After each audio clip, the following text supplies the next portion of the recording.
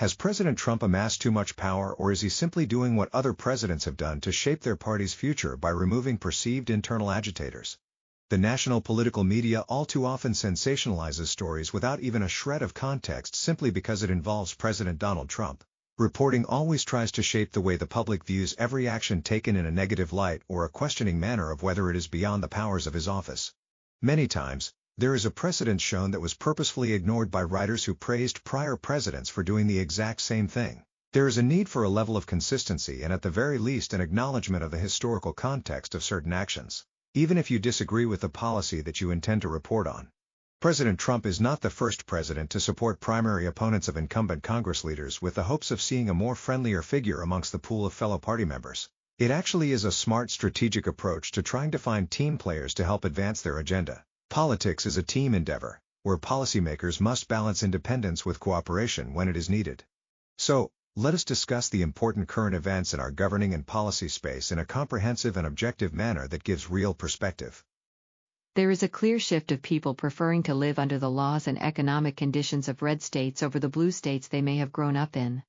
There is a clear red shift in the United States, as red states tend to be more affordable, friendlier to entrepreneurs, and more free than their blue counterparts. There really is no longer a justification to remain in blue state environments if you are not bound by employment, family obligations, or financial insecurity that prevents you from relocating. Blue states are not affordable, far from the ideal definition of safe, and hostile towards businesses of any size. Public resources are generally squandered and then residents get to pay more for less. As a result of the awakening, there is an obvious political consequence when you have people moving out of blue states combined with the removal of the population of illegal immigrants that previous administrations allowed to manipulate the census. This will reverse the allocation of congressional districts and federal dollars that were inappropriately allocated to blue states. During those years, Democrats went through great lengths to ensure that they maximized the map, creating the greatest number of Democrat-dominated districts possible. As one would expect, it put in place an environment where they were the default party. And you can see that with the registration data compared to elected officials.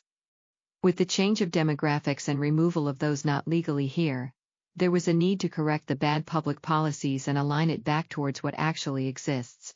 So what the media is calling gerrymandering and anti-democracy when Republicans do it, is simply restoring the original balance and removing the effects of illegal residents that should not have ever influenced any allocations. It was a risk for Republicans to make this effort, but it was the right approach when you look at the timeline of events. Redistricting was needed following the population shifts and removal of the illegal immigrants influencing the existing maps, which should have never been allowed. There should have been more questions raised about why would any government not want to have data on the number of illegal immigrants in the United States.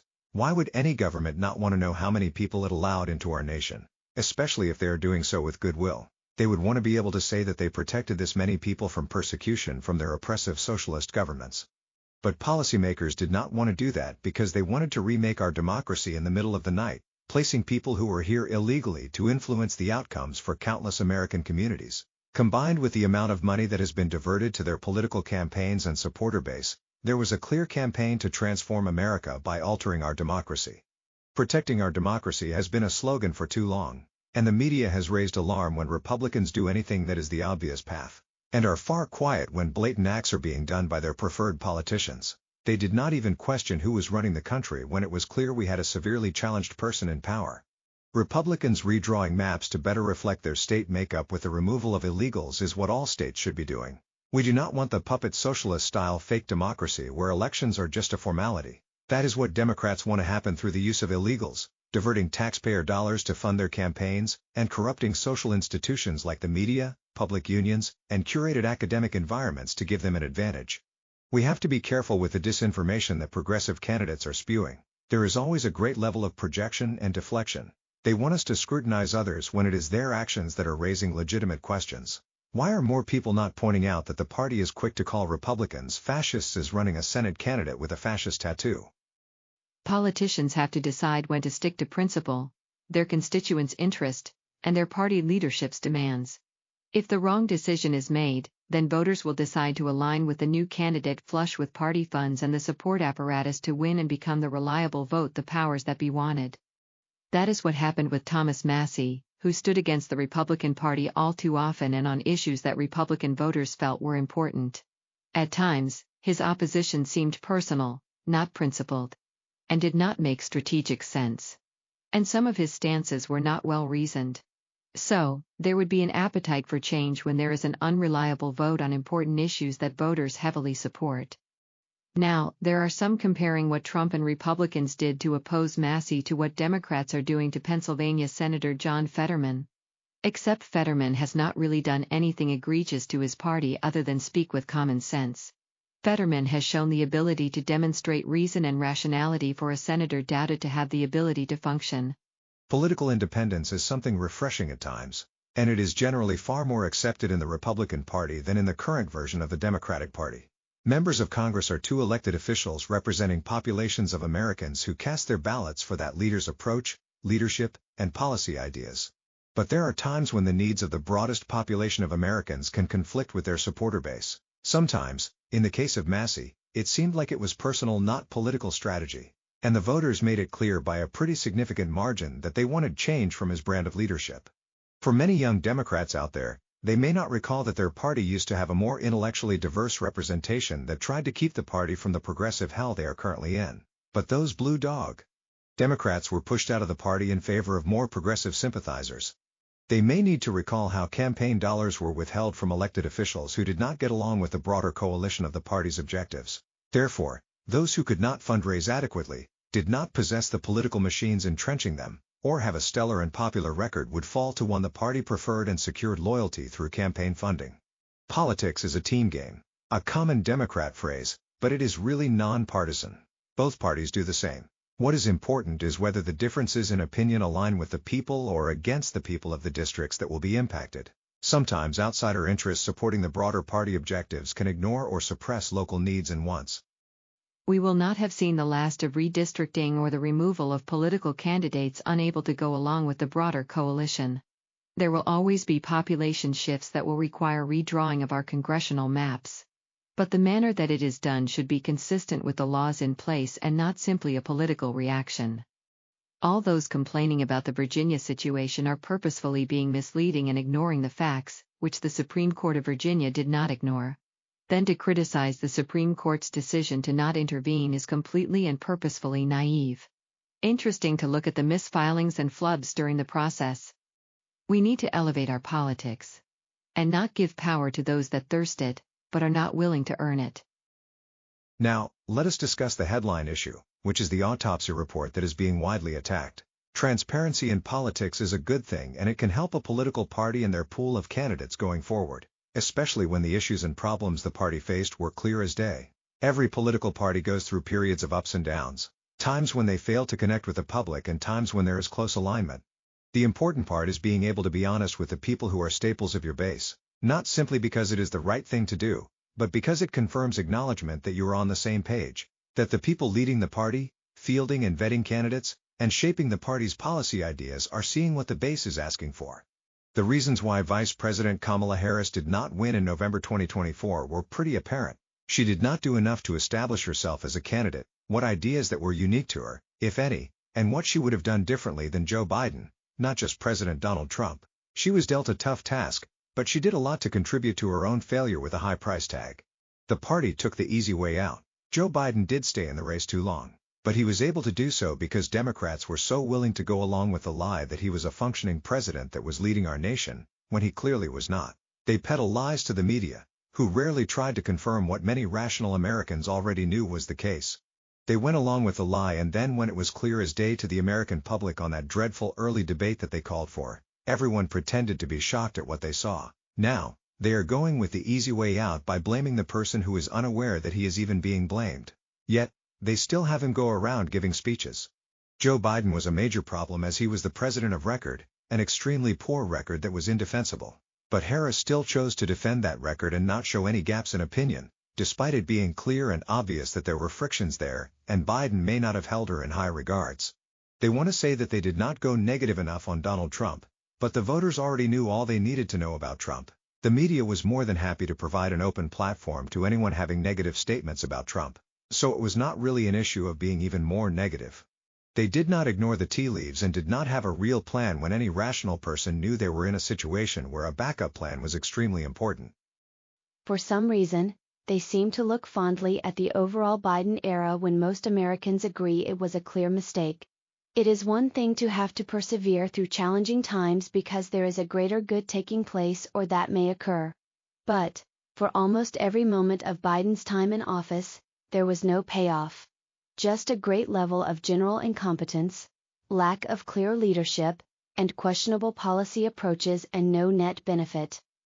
Because they let the charade go on and progress through a presidential primary season where their people voted to continue with Biden, they created the 107-day problem that they experienced. Like most things, the problem did not just appear out of the blue. There was a trail of bad decisions that clearly created a moment where there were no real good options left. What Democrat supporters probably want to hear more than anything else is the reasoning behind why no one in the Democratic Party leadership was willing to be the voice of reason and say what every American knew deep down. Joe Biden should have kept his pledge to be a one-term president and the party should have at the very least allowed an open primary. The only time when transparency can go completely wrong is when it is done in a manner where there is still doubt in the integrity of the people trying to be transparent, and that there is more being hidden from the public seeking answers. People would be more accepting if they see a full accounting, a difficult admission of fault, and a reasonable pledge to do better, but not when you are being supposedly transparent, yet still being dishonest. Joe Biden clearly created issues for the 2024 cycle. He did nothing but create issues for the most part, and he did that well before he was president. So it was nothing new that Biden created problems for the nation and Democrats. It is a bit weird for them to call for even more negativity in a political election cycle. Was it not that long ago that our former First Lady stated that when they go low, we go high? The pattern of dishonesty when they need to be transparent is a major problem. They simply cannot help lying to the American public. When Joe Biden completely flubbed that debate, as anyone with a half a brain expected would happen, they immediately had a credibility problem. Americans, including Democrats, realized what they expected was right. Joe Biden was incapacitated, and they were being lied to. They never addressed it, and trust was lost. They now want to blame an incapacitated person in his 80s fighting for his life. That is weak. Kamala Harris is the frontrunner in the political polls for the Democrat nomination in 2028. And can we be sure that the people supporting her even truly know her? Despite having a short amount of time, she did have an opportunity to win, but she contributed greatly to the outcome. The decision to not show any difference in judgment between her and Biden was clearly not a wise one. Sure, there was probably a concern of being compassionate to her boss, but he was not really compassionate in throwing hot potato issues at her that she could not handle. And, if she had strong leadership, she could have balanced deference with showing materialistic difference. It is hard to throw every ounce of blame towards Biden when you did not distance yourself from the record and make it clear that you are a different candidate. For all intent and purpose, you accepted his record and decided to run on it, when you should have ditched it at the first chance you got. The party leadership chose to not have any form of primary and select the only obvious person who could access existing funds. There was a trust gap that was just getting wider. There should have been someone in the room to call for a turn away from the consultant vetting of everything and just focus on creating a distinct set of defining ideas. And let the chips fall where they may. The voters made the right decision with the choice set they were given. More of the Biden years, which everyone detested, or a return to Trump, which has been overall an improvement over those dreaded 4 years. You have to be honest with yourself and accept the hard choices. And then you will see those hard choices become much easier. I think it was clear that the chosen path was to craft a report filled with findings that the authors found convenient to acknowledge. When the public really knows that there is more to the story. Set aside the report. To this day, Democrats are still showing the inability to acknowledge that the American public rejected their ideas and prefer to live in a fantasy land where their view that voters were not able to understand the issues. Never a great approach to blame the people that you need to select you. Americans do not want their economic outcomes ignored for fringe politics. They did not want their employers shut down for a politician to be obedient to special interests that are unable to defend their claims. They do not want our rights, freedoms, and interests set aside because it offends fringe politicians and their hope for power. Americans did not want to continue to see their communities decline and deteriorate while being asked for more. Only to see those funds go to those who did not contribute, are not legally entitled to it, and creating social harms. And Americans did not want to see the interests of criminals placed over taxpayers and workers. The reasons for the election loss was not just Joe Biden and insufficient negativity. It was dishonesty. It all comes down to dishonesty. Stacking lies on top of lies. Thank you for experiencing this episode of the Christopher Peter Review. Your viewership is appreciated and valued. Please follow the Christopher Peter Review on social media and continue to visit www.crcreview.com for new episodes. Thank you once again. Until next time.